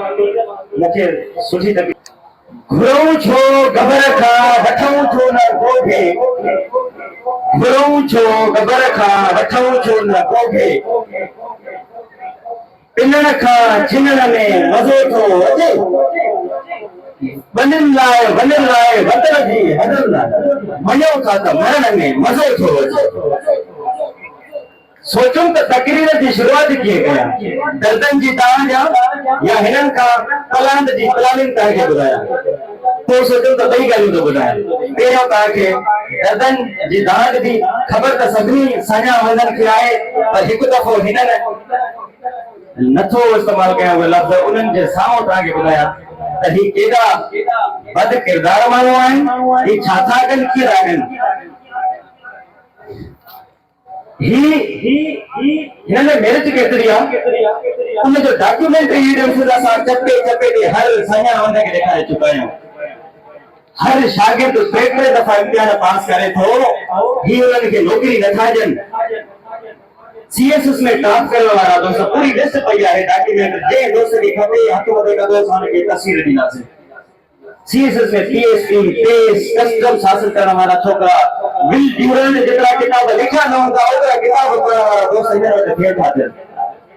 हैरानगी जी ॻाल्हि आहे, हिननि जी का कॉम्पिटेंसी लेवल एतिरी वधीक आहे, न ई वधीक कॉम्पिटेंस लेवल ते असां तव्हांखे ॿुधायूं। मुंहिंजे हथ में पीसीएस 2019 जो हिकिड़ो 100 मार्कुनि जो इम्तिहान आहे। हाणे 100 मार्कूं जीअं साईं अहमद अली जी ॻाल्हि कई त उन्हनि 17 ग़लतियूं उन्हनि खे कढी ॾिनियूं।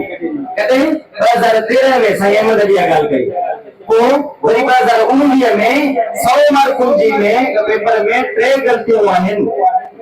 यानी कि 100 मार्क जो पेपर इनका सेट को तो थे पूरी रीडिंग कौन थी थे is this the level of competency शायद के या कॉम्पिटेंसी या चेयरमैन बस ये रही था साल 2020 जी साल 2020 जी में 4 गलतियां हैं 100 मार्क जो पेपर में तो 1000 मार्कों के पेपर में छाटना होगा इन्हें का कॉम्पिटेंसी होने का इन्हें के खबर ही कोने का पेपर ठाए बात किए इम्तिहान बचदे किया उनमें इंक्लूसिव रिजल्ट्स बढ़े भी किए न्यायालय के भी मौके दिबो स्पेशल पर्सन से भी मौके दिबो माइनॉरिटी के मौके दिबो या होती है इंक्लूसिव रिजल्ट्स आईने जो आर्टिकल असाजा बाकी आडो लिखा है आर्टिकल 38 छात्रों के state shall ensure social and economic wellbeing of citizen या सोशल इकोनॉमिक वेलबीइंग ये वसीम राजपूत के लिए आता है सोशल इकोनॉमिक वेलबीइंग ये हम मालूम ऐसा कौन था टेलीविजन का ठीक है जिंदगी ऑलरेडी जेल हला से दुनिया जो अदब लिटरेचर जेल में निकल देवा साहिवाल जेल जी डायरी था वठी लॉन्ग वे टू फ्रीडम नहीं जेल में लिखा गया है असा हिन जे किताब में लिखा से अथा जो उलझन का था हिन एतरी उड़ा डायरी कयो हियर इते दोस्त मौजूद है लाउड के सही करो मैंने जिनने मेहनत ते टॉप स्कोर कयो वही द जनरल मौजूद है इते ही गाड़ी टोपी वालो वही जनरल मुख्तार खोसो मौजूद है उनन जे बाबा के इंटरव्यू दिनो कुरान पढ़न उन जी वालदा तस्वीर सोरे पर उनन के या खबर ही कोने त केड़ा बदमाश है अच्छा तिच फॉर द टेस्ट जेका बोली गलाइंदा हुआ बोली गलदा अच्छा इखला के तो फिर से बसा खावा वसीम राजपूत के खबर नहीं था मोरल एग्जिस्ट दिस वर्ल्ड इखला क्या तो मेरी दुनिया में हो गया वो इखला क्या से बसा करेगा से ही जेका बोली गलाइंदा वो बोली न सा गलाइंदा से सिलेक्टिव जस्टिस असा के न खपे असा जो होता अच्छा जज साहब रिमार्क्स ना त बाबा दुकान खुलेला इस केस में को जगह दुकान खुलेला खबर भी आहे दुकान खुलेला नौकरी हलन थी साईं सजा चांजो साहब साईं दा सुबह साहब उनन जो गाजो वाक्यू करे चुकन कोर्टन में साफ इस प्लेटफॉर्म से अच्छा को देर छाजी आ कोर्ट जज साहब बैठे या गल करे गुरजे के तो फॉरेंसिक इंक्वायरी करा 2024 में फॉरेंसिक इंक्वायरी थी त खबर पेजी नी एतरी लेवल पे करप्शन थी अच्छा यो ये ना है त वसीम राजपूत को बचाइन पिया अब ये नतो समझा जाती तौर पे हम कन्विंस आए लगा दे तो सिर्फ वसीम के नथा बचाए वसीम तो चूसा हुआ है ना रिटायर थी आने करे का वजो चूसा हुआ हम किसी के काम का नहीं होता वो इन जी करे का बचाए तो जो घरन जा हद कोन में उड़ल है वो चवन था बसू जे करे कटोट आसान पकड़ जी गार सही आ आ इखला क्या बजा 7 महीने का को सब लेक्चर विसारे बैठो है जिथे समझ में इंदो वाइजत मानो सा गलेदा से ही नथा डिजल करें तो साइकिल क्या सा गले असा जे दिल में मोना लावा जतो लावा तो करे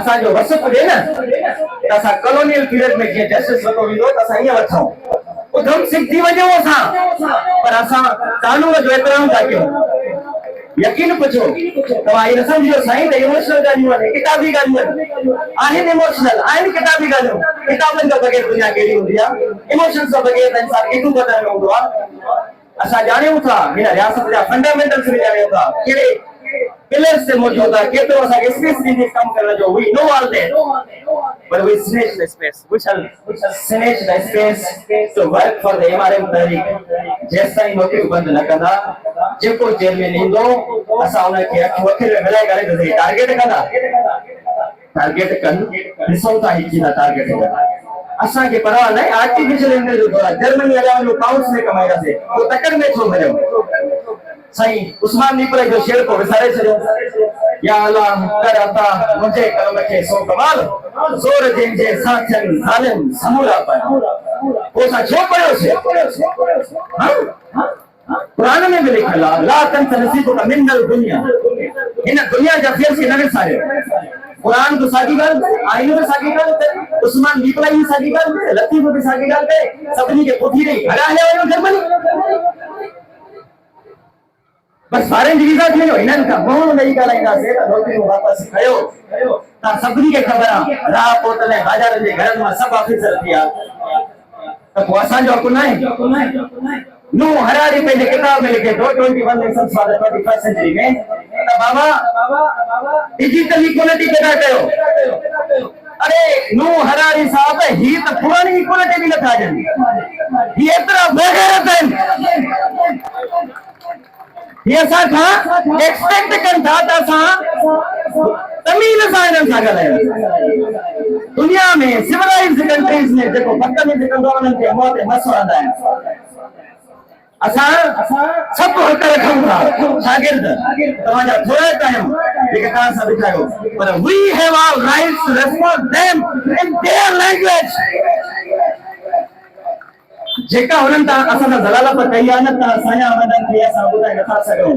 एतिरो टाइम न मिली सघियो आहे जो कचहरियूं कयूं। तव्हांखे कीअं महसूसु करायूं त 11 साल कीअं ज़िंदगी में गुज़ारिया आहिनि। साउथ कोटा लाइब्रेरी 9 बजे खुलंदी आहे पर शागिर्द 7 बजे बीहंदा आहिनि, तुंहिंजो स्पेस ई न आहे हुते। उन नंढड़े स्पेस मां पढ़ी अचूं ॿाहिरि, किताब न आहिनि, पिनी करे किताब वठी पढ़ूं ऐं आख़िर में ही असां खां नौकरियूं वसीदा। पोइ छा थो लॻे तव्हांखे असांखे इख़लाक़ जो सबक़ यादि रहंदो?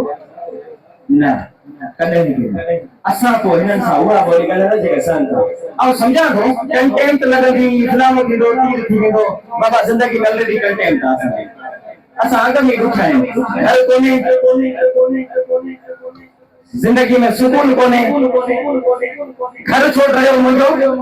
Climate justice sir Faisal Mughal sahab, climate justice is a new concept in 21st sanctuary. छा है क्लाइमेट जस्टिस?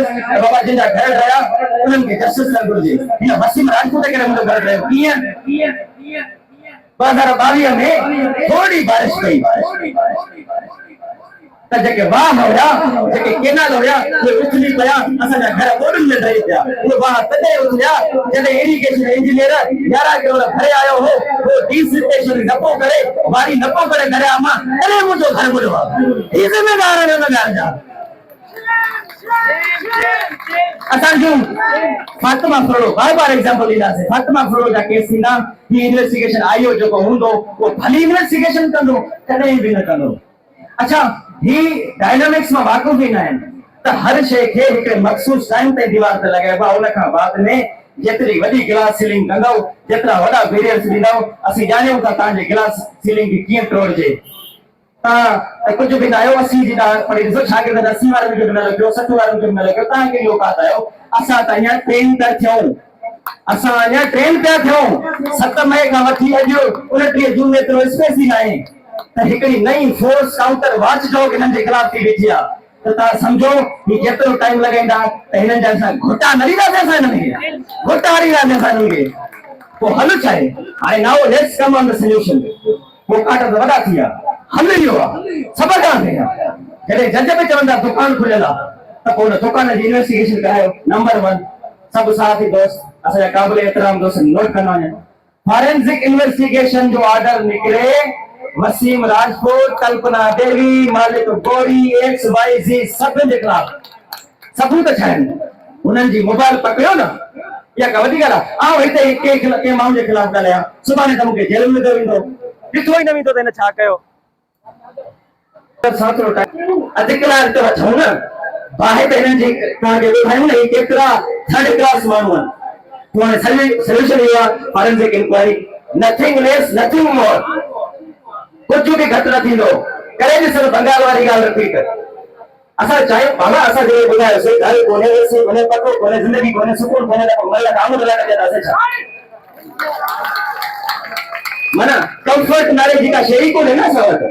अच्छा, inquiry number 1, inquiry engineering cadre में भी ही दोस्त जेके वेठा पास करे थकिजी पिया, नथा नौकरी ॾियनि, पोइ इन्वेस्टिगेशन करायो, केडर में बि सीसीटीवी में नंबर 1। नंबर 2, इन्हीं रिजल्ट्स खे ग़लति वाइरी कयो। नंबर 3, सज़ाऊं न ॾींदो जेसिताईं प्रेसिडेंट सेट न कंदो त उहे ॾींहं गुज़री विया, तव्हां चूड़ो लॻाईंदा हो कि बा ठीकु आहे, असां हिननि खे हिकिड़े क़िस्म जो डिक्लेरेशन ॾियूं था त डोंट रिपीट दिस अगेन। हाणे न थींदो, डोंट रिपीट वारो कमु ॿियो हलियो, हाणे सज़ा ॾींदो।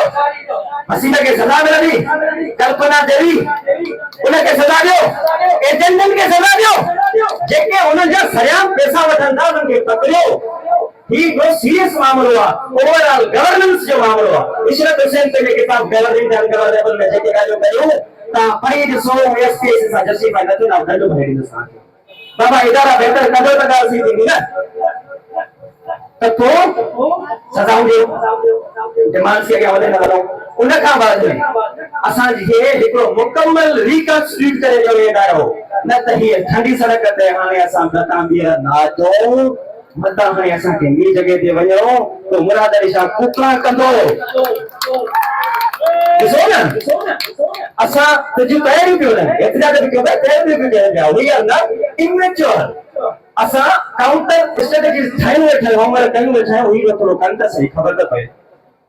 असां असेंबली वेंदासीं, सेनेट वेंदासीं, रज़ा रब्बानीअ सां मां मुलाक़ात कंदुमि। रज़ा रब्बानी चयो न 18th अमेंडमेंट अगरि न हुजे त बंगाल, अगरि हुजे त बंगाल न ठहे या हुनजी स्टेटमेंट आहे।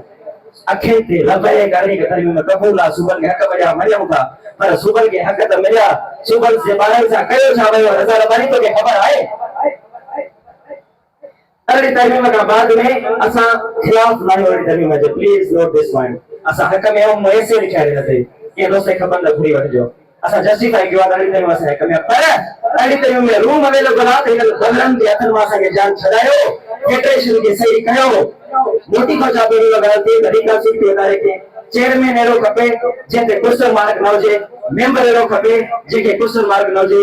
अच्छा, हिकिड़ो आर्ग्यूमेंट आहे कि भाई पूरा सिस्टम ऐसा है, नहीं है पूरा सिस्टम ऐसा। 4 लोग 3 एजेंट, एक दो दूसरे 7 लोगों को आप सिस्टम कहते हैं? आपका सिस्टम नौकरियां बेचेगा के? सिस्टम में सिर्फ एक या 2 घराने नहीं होते। We know what is system, हम सिस्टम से वाकिफ हैं। पाकिस्तान हार्ड कंट्री, इन्हें तो लीवियन ने लिखा है, उसकी समझ ये है कि ग्रुपों का कंट्री है, तो हम शागिर्द इसमें क्यों नहीं है भाईजान? सहाफी भी है, वकला भी है, सियासतदान भी है, जिम खाने वाले भी हैं, एलिट वाले भी हैं, तो हम तुलबा का नाम क्यों नहीं है उस किताब में? हम तुलबा अब एमआरएम तरीक से मेरिट के लिए मरेंगे, मरोगे मरोगे मरोगे मरेंगे। ये सब गुलकार भुट्टे की नौकरी नथा क्यों, उनकी कॉपी पेस्ट नथा क्यों, वक्त की जरूरत थी वई आहे त इदारे के रिकासिट कयो। जेके में शागिर्दनि जा जायज़ मसइला हाणे एग्जाम्पल तो जायज़ मसइला के जेएसटीज जूं जेके सीटूं आहिनि, जूनियर साइंस टीचर, उनखे बि पंहिंजे वीडियो में ॻाल्हि कई त नोम चॉम्स्की 2020 में ॻाल्हि पर दिसंबर वारे महीने में पाकिस्तान आयो त चए थो त science is drifting away from Pakistan, science Pakistan खां परे थी वञे। अरे नोम चॉम्स्की साहब वो इन जे करे थी वञे जो साइंस जे टीचर जी सीटूं 2025 में कहिड़ो त प्रोग्राम कयो, समझो था माने कहिड़ी वॾी ॻाल्हि आहे। करेक्शन पुत्र साहब न नोम चॉम्स्की आयो, एक तो गुजरात ब्रदर भाई रोड में आयो, ठीक है, नोम चॉम्स्की आयो, अगर न पायो हो अगर गलत हो जाए तो एटलीस्ट हुजी बयान लफ्ज़ ही कयो पढ़ी वठ दसो। अच्छा, साइंस जो सीटूं 2025 में आयो, छो 2025 में आयो? छा असां साइंस का एतिरो पेटे असांखे ख़बर न आहे? मोहन जे दरे जा वारिस है, उन टाइम साइंस मौजूद हुई, पोइ इहे न आहे त नौकरियूं कोन्हनि, ख़ुदा जो कसम आहे नौकरियूं मौजूद आहिनि, पर ही एॾा सुस्त आहिनि मिनिस्टरियल लेवल ते, मिनिस्टरियल लेवल ते एॾा सुस्त आहिनि। आया शिल्प पूरा है, जिम खाने में पूरा है, कलबन में पूरा है, तब समझ के साइन करना था, ठीक है, तो डिफरेंट तो नहीं करना से थोड़े जदे तहां का जेएसटी जी सीट्स जे लाइ तहांखे लिखियो आहे कंसर्न मिनिस्ट्री के सीटूं खाली है तक अनाउंस करना, तो शागिर्दनि जी बेचैनी खत्म करना। मन नौकरियुनि जे मामले ते साईं सजा साहब, जेके साईं फैसल साहब, साईं बाब साहब, नौकरियुनि जे मामले ते असां इन्हनि जे इची में पवंदासीं, असांजी वारसी कजो, इमोशनल बहर नथा ॾियूं असां, साईं साहब इमोशनल बहर नथा ॾियूं, असांजी वारसी कजो। असां हिननि खे ॿुधाईंदासीं 5 खां 15 नौकरियूं खपनि था, इंजीनियरिंग कैडर जी नौकरियूं खपनि था, इहे गॾियल असांजा मुतालबा आहिनि, असांजा मुतालबा मञो। हाणे जीअं मूं शुरूआत में चयो त दर्दनि जी दाह ॾियां या हिननि जे बराबर जी प्लानिंग ॿुधायो, प्लानिंग थोरी एम्बिग्युइटी में रखूं था सिंध हुकूमत खे, पर ॿुधाए छॾींदा करियो छा आहे।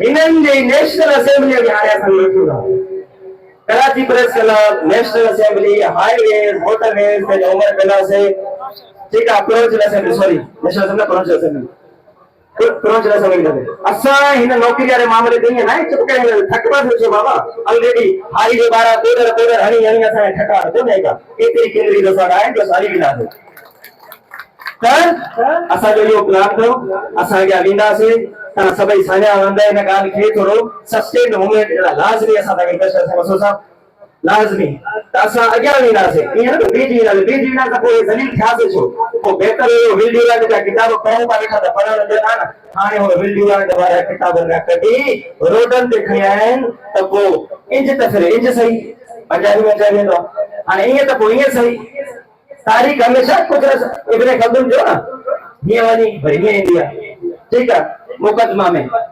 असाबिया ये ऐसा शागिर्द जी असाबिया थई चुकी है we have become a new group in this province at least तारी वडा शागिर्द असा सब ग्रुप आयो असा असाबिया आयो इबरे खलदून वाली जे जेको ग्रुप निकरंदो आ वो पेजा सेंटिमेंट्स डेवलप कंदो आ तो हुन त चयो तो रियासत जो दिया पर असा पे इंटरेस्ट वठना से नंढा जेके जायज आहिनि जेके जस्टिफाइड आहिनि जेके लीगली अप्रूव्ड आहिनि सो गुफ्तगू के तमाम क्यों था इंशाल्लाह इन लाइ अमल में असा इन के खिलाफ एक मजबूत तरीके से इदासे उन का पेरा सूबे लेवल ते रहे वेंदा से ही कोर्ट जा मामला 27 शरी तकरीब पड़ी रटो हणी वेठायूं खबर है जस्टिस किया लंदो है फिर एफसीसी छाए उन्हें जो कंपैरिजन भी खबर है तो तुर्की वाली के जरिए फ्रांस वाली के जरिए federal constitutional court we know that they have created this amendment to make their empire more stronger असा हिसाब दियो जायज मुताला मनो त तबीर तमाम जल्द मुलाकात थी है बड़ी मेहरबानी रखे बरोबर